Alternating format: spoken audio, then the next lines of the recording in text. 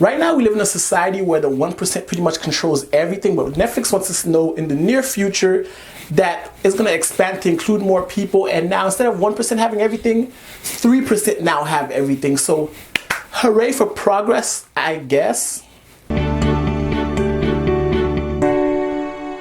Hey guys, Shalana from thebingewatchers.com, and today we'll be talking about the latest original series from Netflix, 3%. And I have to give it up to Netflix. Can we just go ahead and crown them the king of 2016 when it comes to original programming and content? Anyway, let's jump into the review. 3% is essentially the story of a dystopian future where the world has been divided between the 3% and the 97%. And the 3% live in a place called the offshore, where they're about 4,000 miles away from the 97%, so they don't even interact with one another. And the 3%ers live in lavish lives. They have great medicine. They have everything you could possibly dream of. It's a utopia, but the rest of the 97% live in the slum, sluggish, poor conditions. To be fair, the 3% have an annual ritual where they gather all the 20-year-olds and they compete for a chance to move to the 3%. And so it's essentially quite literally a Hunger Game where they take all these hungry kids and poor, impoverished kids and they make them all compete. And it's a process, a series of trials and games, and they choose the best of the best, because in this world everything is based off of merit. So you have to deserve and work for the chance to be one of the elite few 3%ers. So a bulk of the series focuses on these games, and they subject them to physical tests,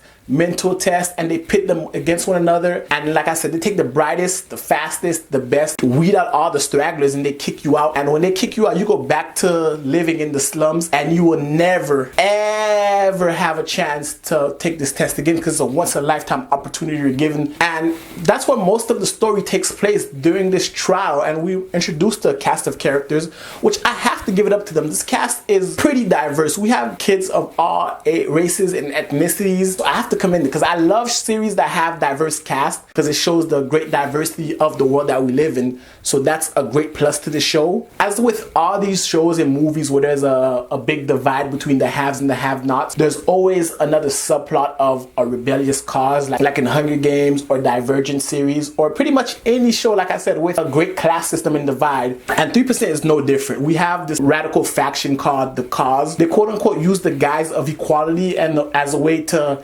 justify their actions against the process. The show is phenomenal. Like, I love the acting of the show, because like I said, the cast is diverse, and the characters, the titular characters, are different people who have different motivations. The only downside I can say that the show really has is that it's pretty much the same thing I have with most of these shows, is that they try to shoehorn a romance into this, and nothing feels worse or more awkward than a shoehorned romance. And anyone who falls in love with each other within the first 2 to 3 days and are willing to give up a great utopic future to be with this person they met 2 days ago feels a bit forced, especially if these kids have been working for this their whole life. That was one issue I had with them. Another issue I have is the fact that it's not so much an issue with the plot or characters or anything with the show. It's a technical issue that I had. Netflix decided to dub this entire show. You can watch the show completely in English. I feel like I have mild OCD in the sense that I speak English, I understand English, and when I hear the characters say something but their mouth isn't moving in the form of that word, it kind of bothers me. So I watched the show in Portuguese and read the English subtitles because it just bothers me. But overall, the show is a great show. You should definitely check it out. This show is one of the better shows that have come out this year. Definitely check it out. And if you've seen 3%, let me know what you thought about it in the comments below. If you haven't and you have any questions, let me know what you thought in the comments below. And as always, if you like this video, give it a thumbs up, hit the share button, and as always, guys, until next time, binge on. Oh, and don't forget to subscribe. Always subscribe. Thank you.